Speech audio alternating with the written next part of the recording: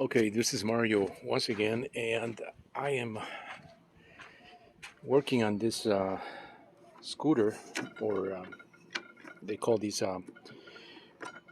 hoverboard adapter or chairs, or it's not really a go-kart, but you sit on these things and you maneuver this via these two levers here. Basically, what that does is basically just maneuvers the rear section or the switches on that are inside these hoverboards, backward, forward, left, right, because it is individually set up.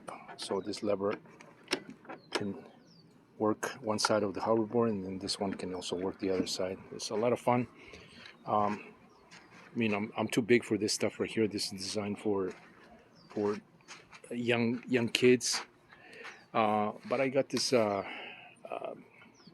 while back, and I've been trying to do something similar to that, but I want to make it really really cool. I've seen a lot of chairs. A lot of people put chairs, these lawn chairs or foldable chairs, on these things, and they sit up high, and just takes away from the whole aspect of a really slick looking um, hoverboard setup. So what I'm going to do is I'm going to see if I can use some of that tubing or even maker pipe connectors like that structure that's right there. Something with those connectors, maker pipe connectors, and just the EMT tubing, and make a really really spiffy um, uh, adapter that will work directly without having to modify these scooter um, hoverboard units. I have a bunch of these that I acquired recently, and this one I've had for a while. This one was brand new, it's still brand new. It just the battery was not working on this one, so I took it out and I just extended this wire, with the plug here, so that I can use just the regular Ryobi batteries, 2 in series. And so I'm going to be working on something like this. I know this video is kind of boring because it's just the beginning, and I'm just explaining the process, what I'm going to do. But let's see what happens. I'm going to do my own thing, and I'm going to make it really, I want something really cool, not for just kids, but for adults, something that will hold my weight and my size. I'm 5'11", as I've said before, and I really want this to be a really cool looking uh, adaptation, to a sort of a go-kart setup here. I'm not sure if I'm going to keep the wheels at the back or at the front. Um, if I keep them at the back, I would like to just lock both of the pivoting sections, and just so that either goes backward or forward, and put a steering wheel at the front. That's one option. The other option is to really really beef this up right here. I've seen some better ones that are a little more beefier, some similar adapters, for these hoverboards that are just a trike, basically a front wheel, and the setup for the back with a much fatter wheel at the front.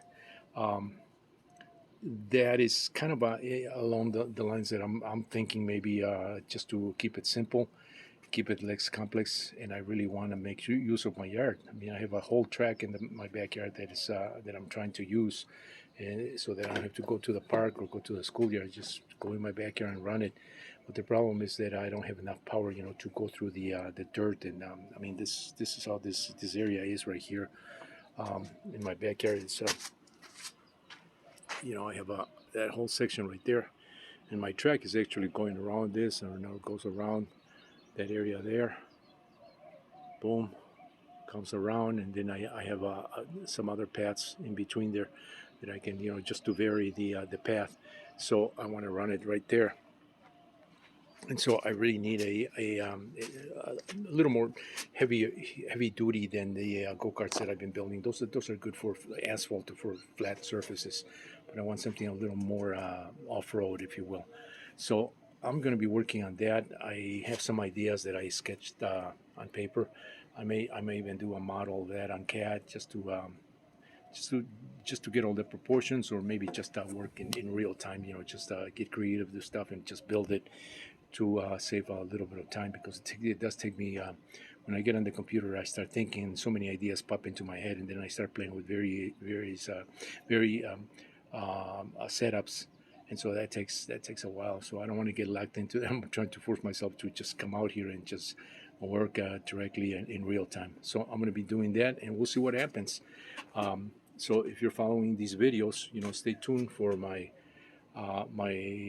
continuation of this particular project. This is a separate project now. And so this will begin to take shape in the next couple of videos. So stay tuned for more.